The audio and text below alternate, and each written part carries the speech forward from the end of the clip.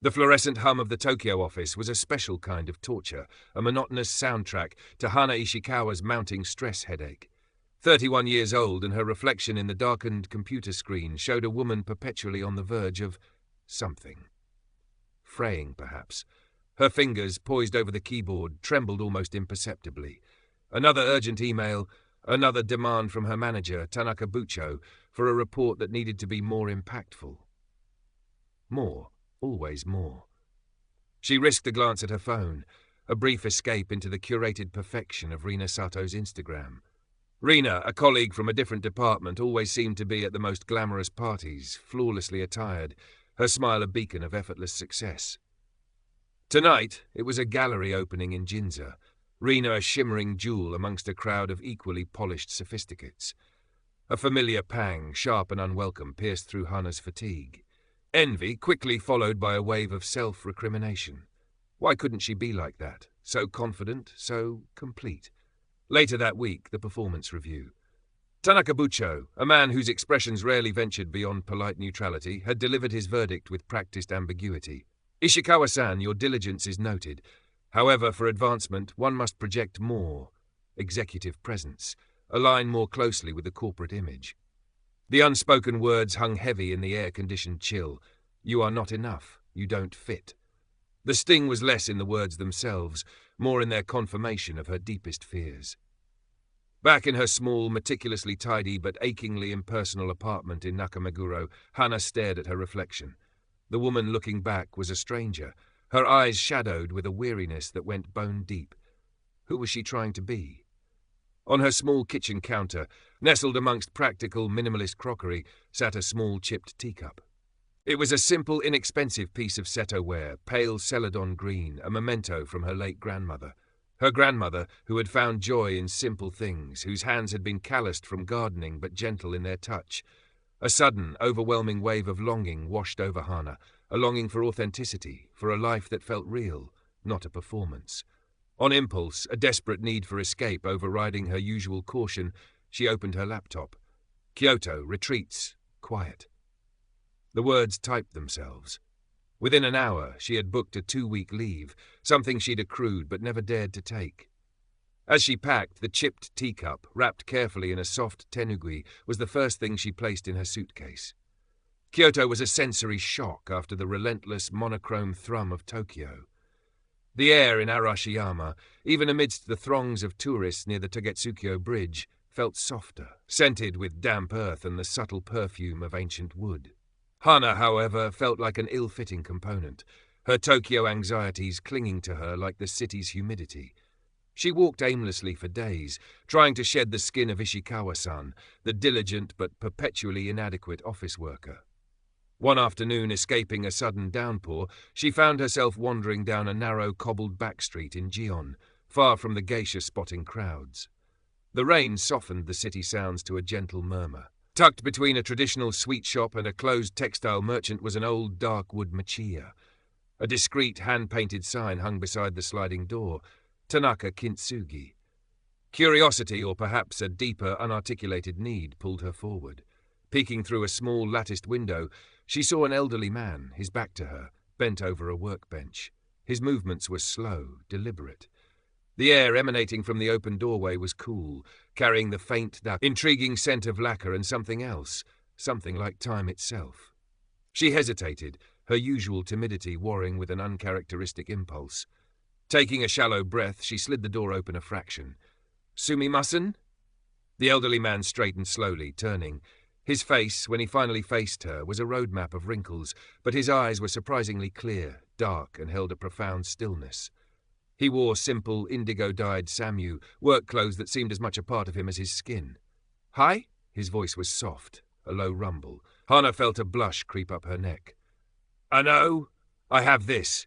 She fumbled in her bag, producing the carefully wrapped teacup. It's broken.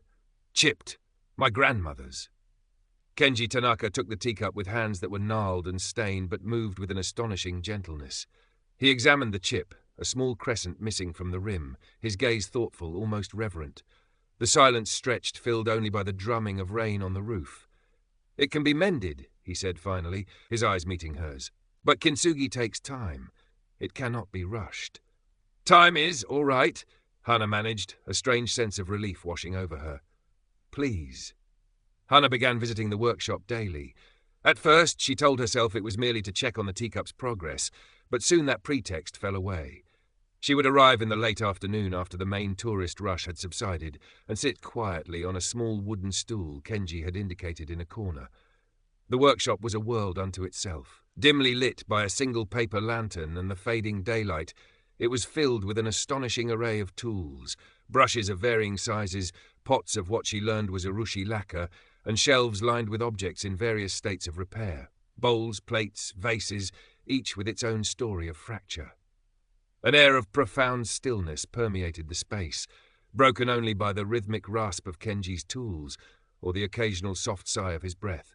He rarely spoke as he worked, his concentration absolute. His movements were economical, precise, imbued with a mindfulness that Hannah found both captivating and deeply calming. She watched him painstakingly clean the broken edges of a large ceramic platter, then meticulously mix the dark viscous lacquer with rice flour to create a binding paste. He applied it with a delicate bamboo spatula, his touch feather-light. "The break is not the end," he said one afternoon, without looking up from a shattered imari bowl he was piecing together. His voice was so soft, Hannah almost missed it. "It is an opportunity, a chance for a new beauty, a new strength to emerge." His words resonated deep within her. She thought of her own broken places, the chips and cracks in her confidence, her sense of self. Could they too be mended, transformed into something beautiful? One evening, her phone buzzed with a video call. It was Rina, her face artfully illuminated, a backdrop of glittering Tokyo city lights behind her. "Hana-chan! You won't believe the bag I just snagged. Limited edition. And Tanaka Bucho was asking about you, said he hopes your rest is productive." Rina's voice, usually a source of aspirational envy, now sounded tinny, almost hollow, against the quiet integrity of Kenji's workshop. Hana murmured some polite responses, feeling a profound disconnect. The contrast was jarring. Rina's world of fleeting trends and external validation, and Kenji's universe of patient restoration, of finding value in the damaged and the discarded. She began to notice the small details about Kenji. The way his simple Samyu was always clean, though patched in places. The quiet dignity in his posture, even as he bent over his work for hours. The deep peace that seemed to reside in his eyes, a peace that no limited edition handbag could ever bestow. He moved with an unhurried grace, whether he was selecting a tool, wiping a surface, or simply pouring a cup of tea.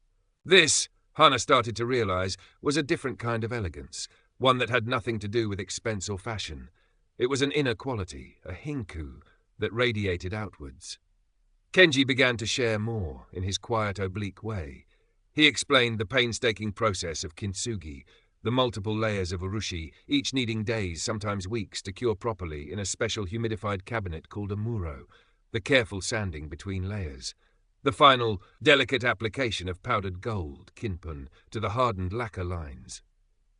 Each step requires patience, he told her one afternoon, as he meticulously traced a crack on a delicate celadon vase with a fine brush dipped in gold. Respect for the material, for the process. The object itself teaches us. We cannot force it. We must listen.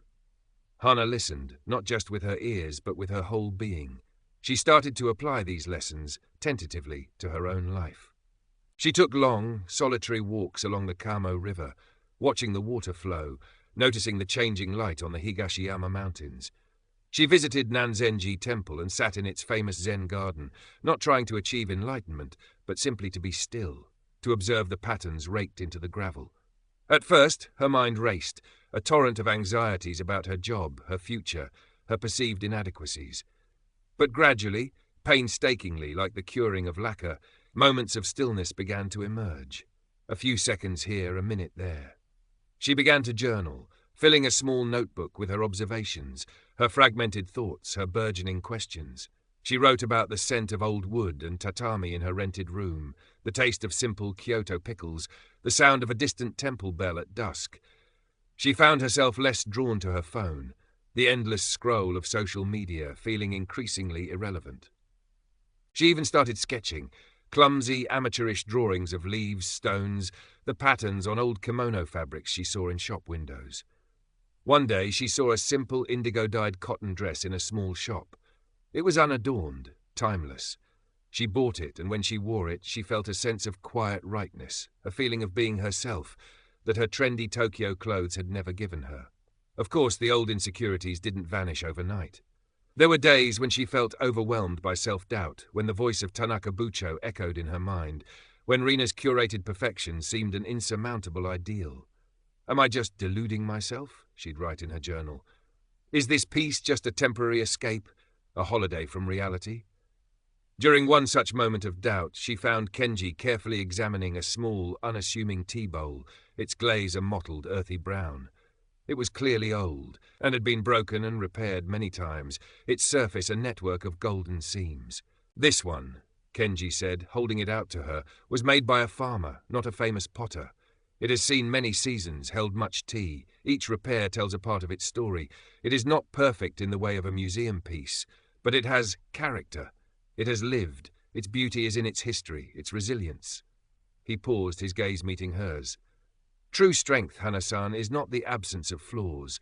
It is the courage to embrace them, to learn from them, to allow them to become part of who you are." His words were like a balm to her agitated spirit. She wasn't aiming for perfection, she realized. She was seeking authenticity, resilience, the courage to be herself, cracks and all. An email from her Tokyo office landed in her inbox like a stone dropped into a tranquil pond. It was from Tanaka Bucho himself. He was offering her the lead on a major new project, a high-profile initiative that would involve extensive client interaction, presentations to senior management, and managing a large team.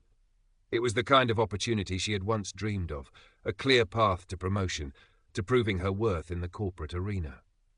The old Hana would have jumped at it, her heart pounding with a mixture of excitement and terror. Now, Hana felt a complex swirl of emotions, a flicker of the old ambition, yes, but also a profound sense of apprehension. The project, as described, would demand more of the schmoozing, the networking, the playing the game that she had come to find so draining, so inauthentic. It would mean longer hours, more pressure to conform to that elusive corporate image. It felt like a siren call, luring her back to the very life she was trying to re-evaluate. She found herself talking about it obliquely with Kenji the next afternoon. He was meticulously applying gold powder to the fine lacquer lines on a repaired sake cup, his breath held in concentration.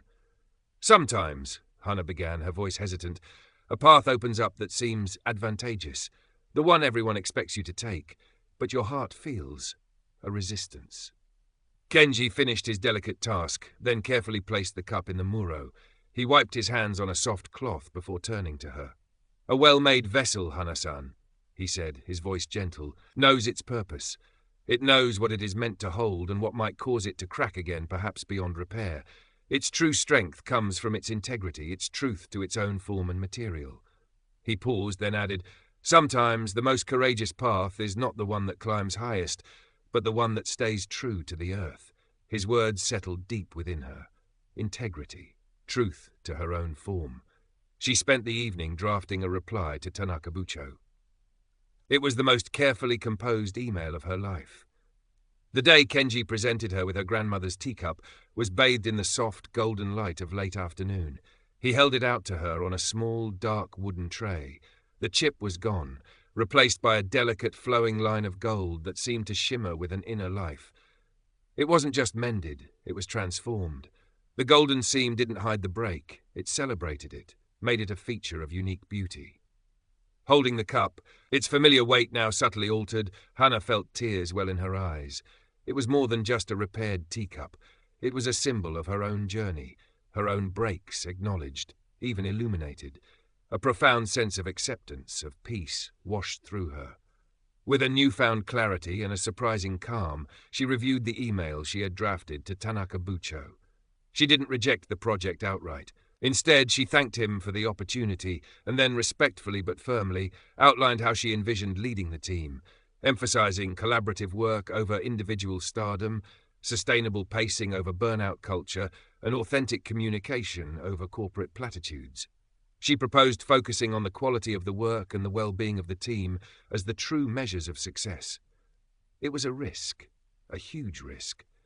But as she pressed send, she felt not fear, but a quiet sense of rightness.